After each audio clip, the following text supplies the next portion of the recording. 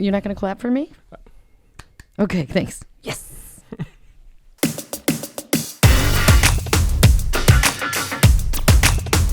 This is the More Than Just Dumbbells podcast. My name's Jason Lindsay. And my name is Kitty Truax. This is the More Than Just Dumbbells podcast. The name has not changed, and it's a pretty cool name. That's why. We thank you for tuning in.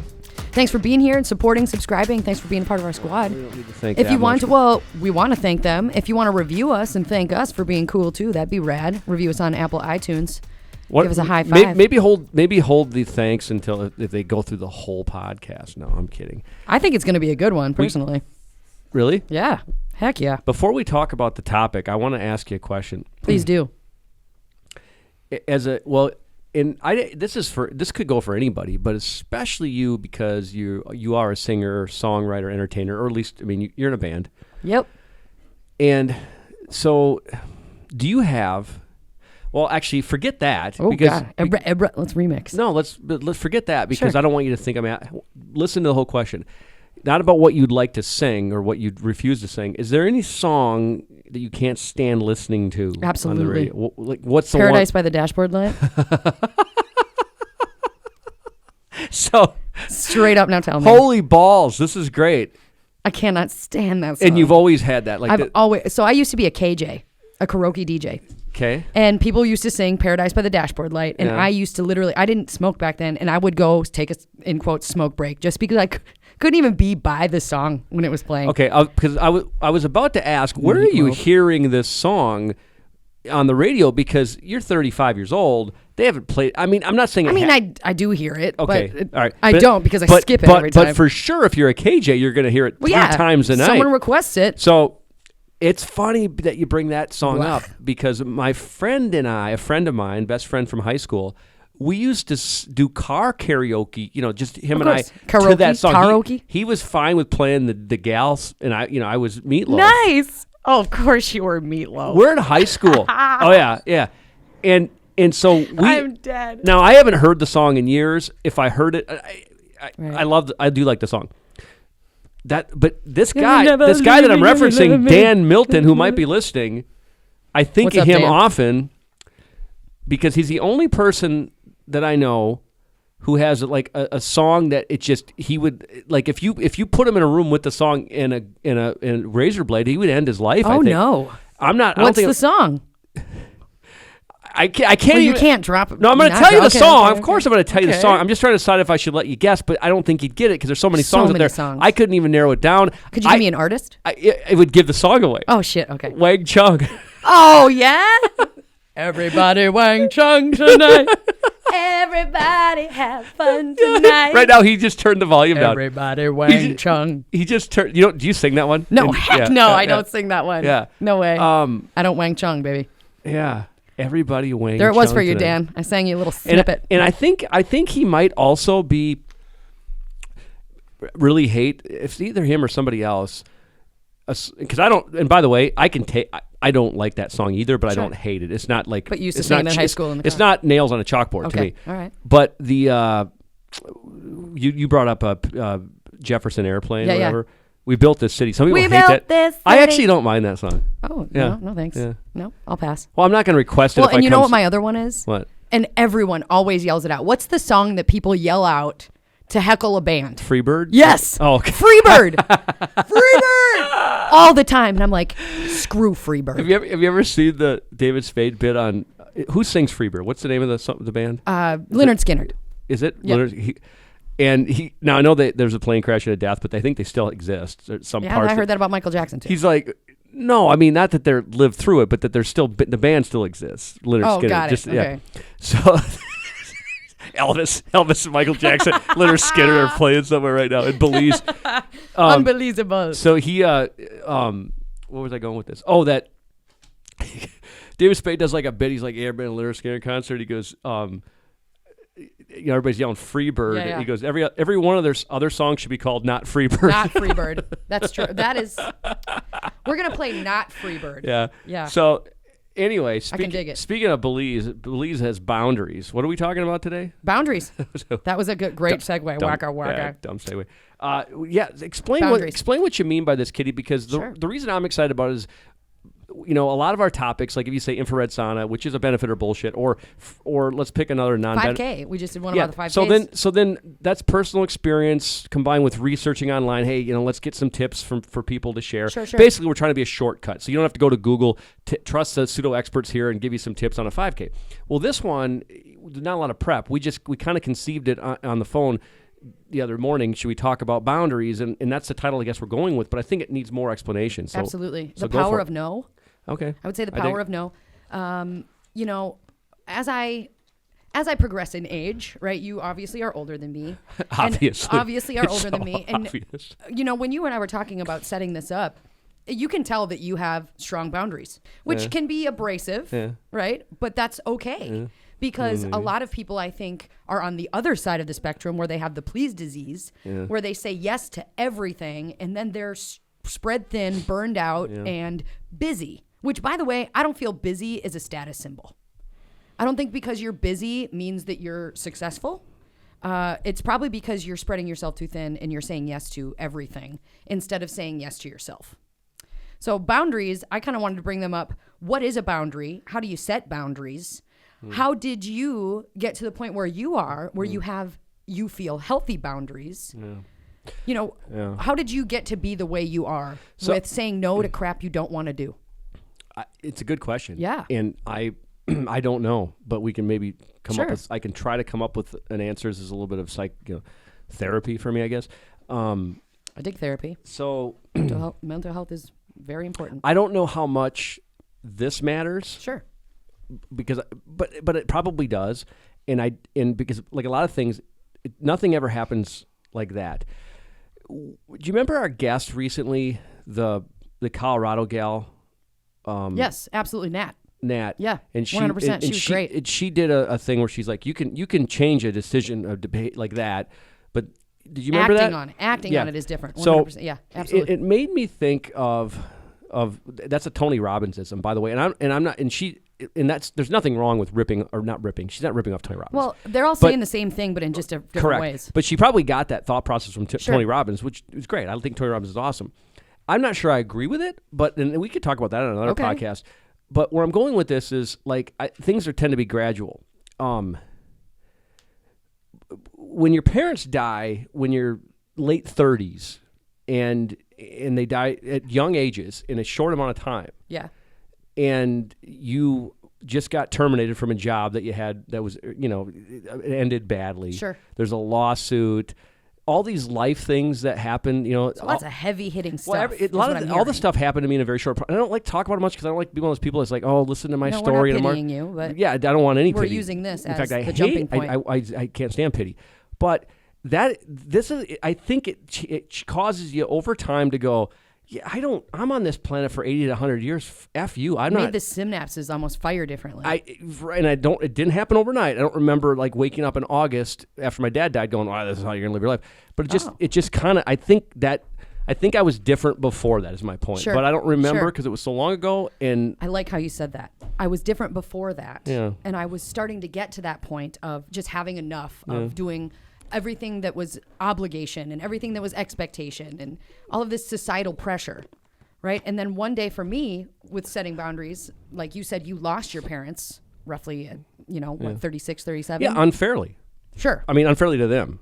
Well, I had a thing where I had to choose to separate from my parents because it was a bad, codependent, unhealthy relationship. And I had lived it for so long, almost acting. I was acting the good daughter role. Yeah. And finally, I woke up one day and said, F this. Yeah. And I cut it. So that wasn't gradual. I mean, it was gradual buildup. So it was a gradual buildup and then the straw that broke the camel's back. Gotcha. Yeah, that makes sense. Mm-hmm.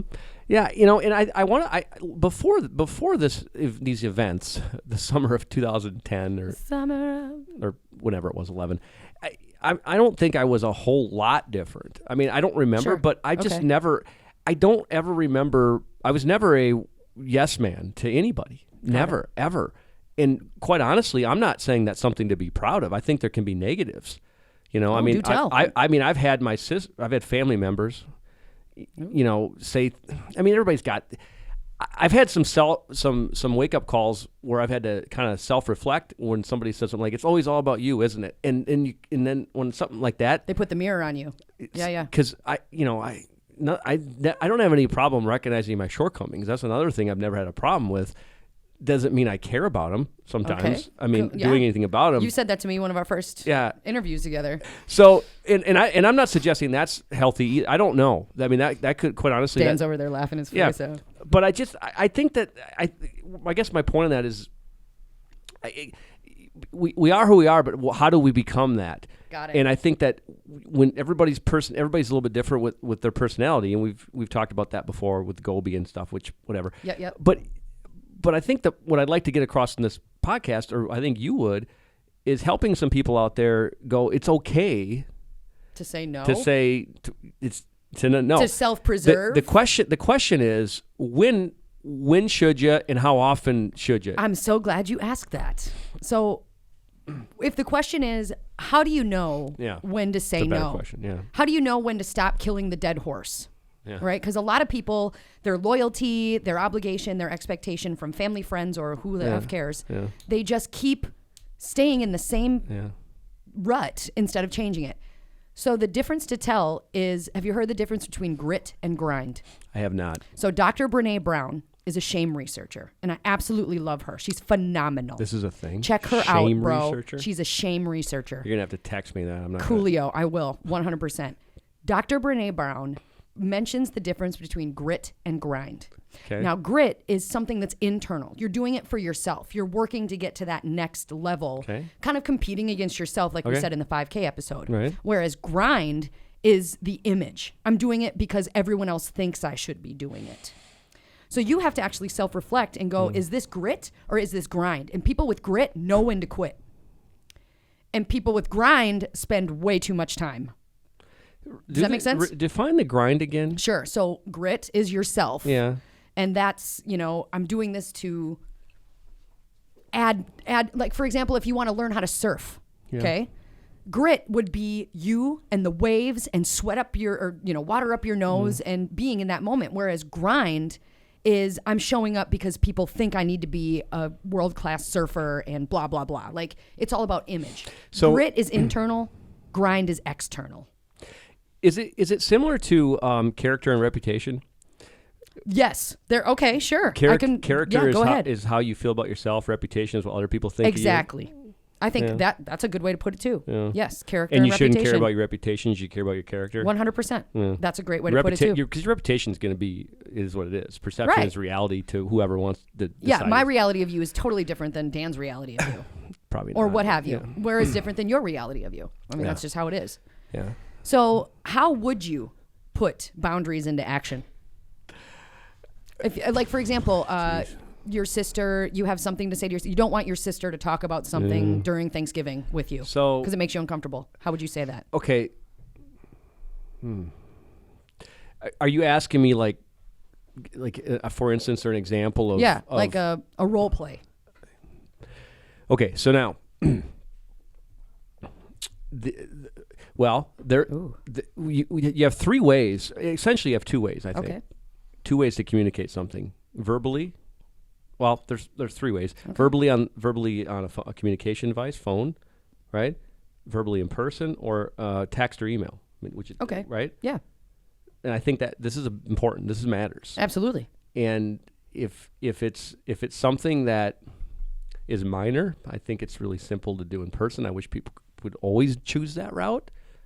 I prefer that route. But as much as I'm a direct person and I have no problem telling people what I think, I've chosen email a few times for a lot of things, and it's worked really well. Okay. But that I think that one I don't know. It's a tougher one to nuance. Am I answering the question? Because for example, if I had an issue this last summer with my sister. Okay. I won't go into detail. And I kind of bottled up, and it was like, okay, I'm frustrated by a lot of things, and I'm not going to be able to call and go, do you have 10 minutes to not interrupt me and then it's easy to get emotional because she might say something like, oh, here we go again. And then I'm going to go to 10. And that's just, the email was, so I think if you got to get something off your chest, I mean, they write the letter, the email now is, Don't use text. Like passive aggressive people? Is that what I mean? No, I would never use text. Right. That's what I'm saying. I mean, that's what I had to deal with was no in-person connection, but it was all over text, and it was attacking by text. Yeah. But then when it was said, hey, let's connect, let's go to therapy, let's have a space where we can talk about this, I don't have time for that. Yeah, and that's where it was just scared like of confrontation is what that is. Yeah, I would go with that. And too many people are because it's emotional, and emotion goes up, intelligence goes down, which is another reason why. And a lot of people don't know how to communicate without reaction. Yeah. To just have a calm, safe space and communicate like adults. Yeah, 100% right. I think maybe what would help is if maybe this is bad advice. But you just have to realize that, on some level, you're not going to like what I'm about to say, but on some level, we all hate and want to kill each other. So just who cares?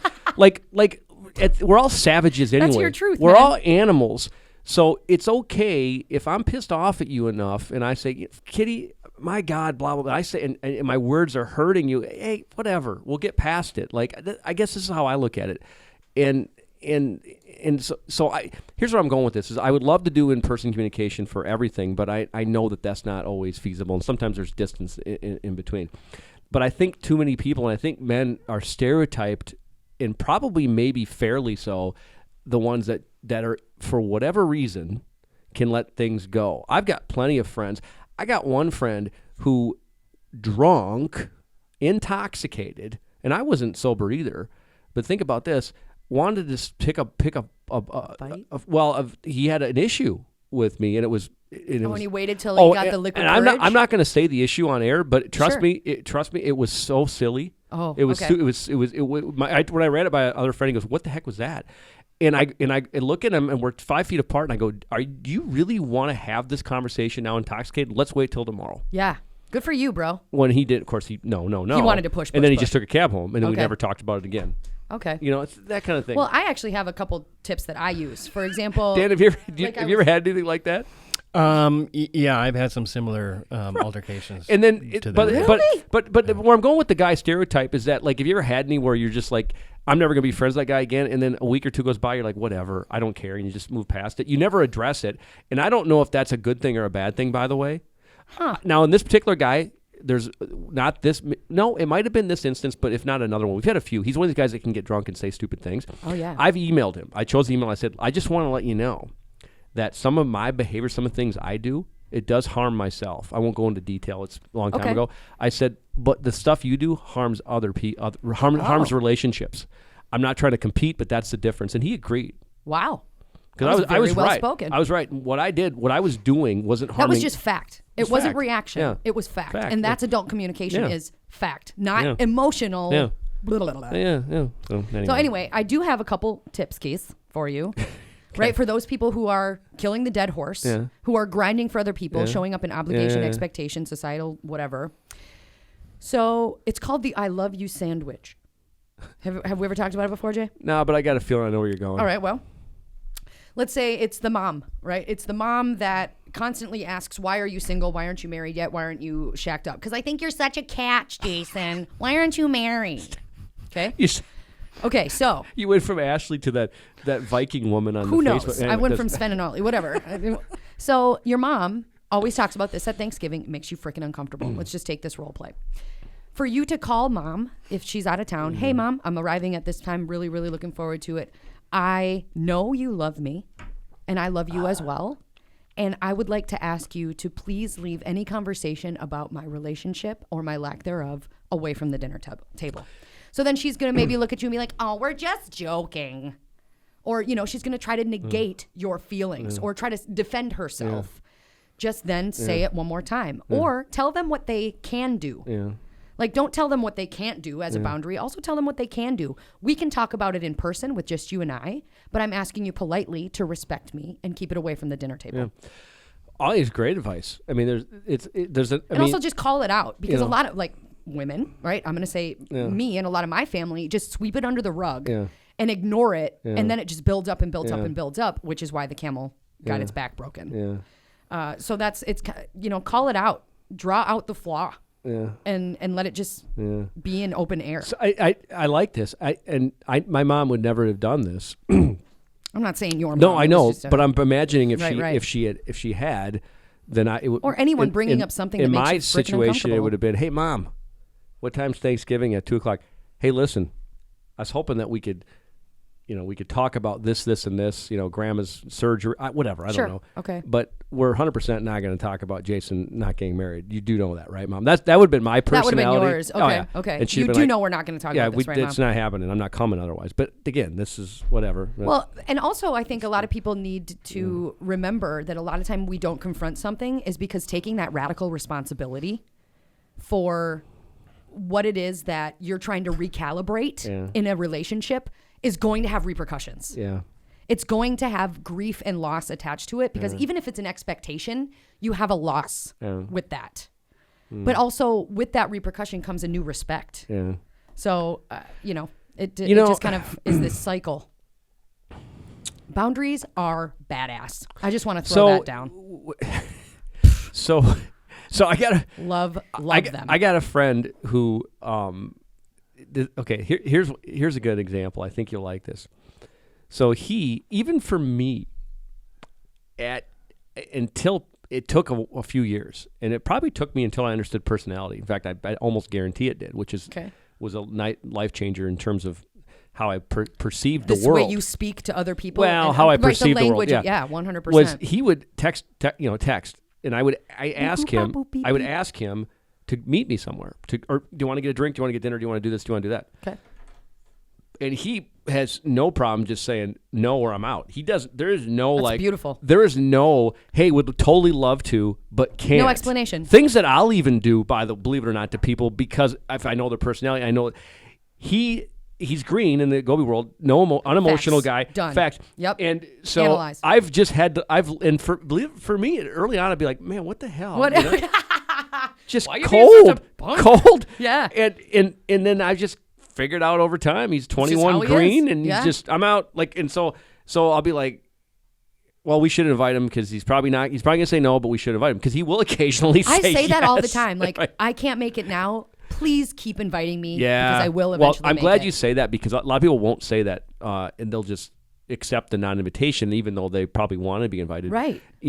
I'm not saying Mark's depressed, but I think sometimes people in his personality that are introverts will be maybe misdiagnosed. They might have some depression, and I don't think he does, but that's I can see that. And so and that's often said, hey, don't stop inviting that person because they say no. They want to be acknowledged. They just they want to go. Yeah. They're just they're dealing with issues. That as well. So I look at him. He's introvert, home reading, doesn't want to go out, laying around. But it's still nice to be invited. But he'll respond, I'm out.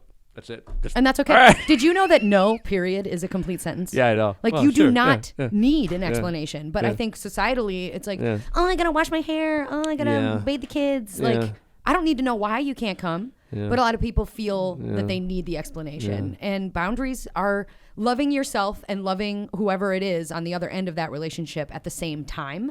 But a lot of us give ourselves away. Yeah.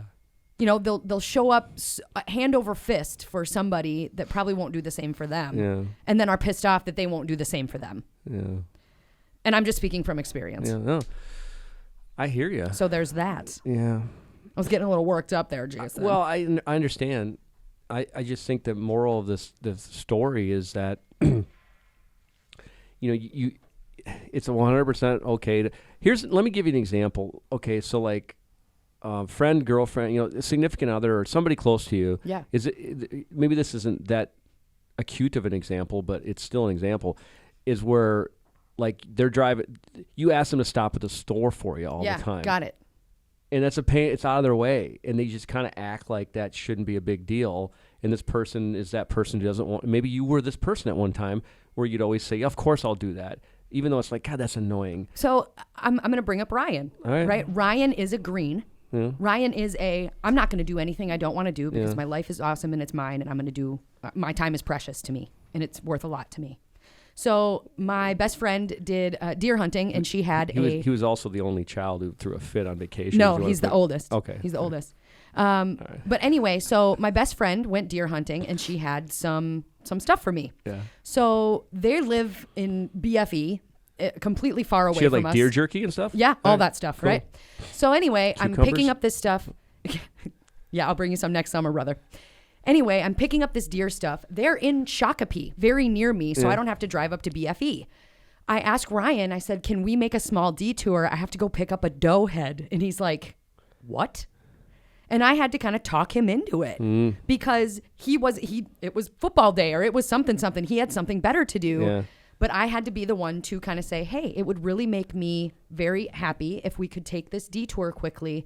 But as we were waiting for this deer head to show up, he's like, can you text them? Are they close? Rah, rah, rah, rah, rah. So it's kind of, he said yes, but he still made it kind of difficult. So, but let me during the process. Let me ask you this. This is great.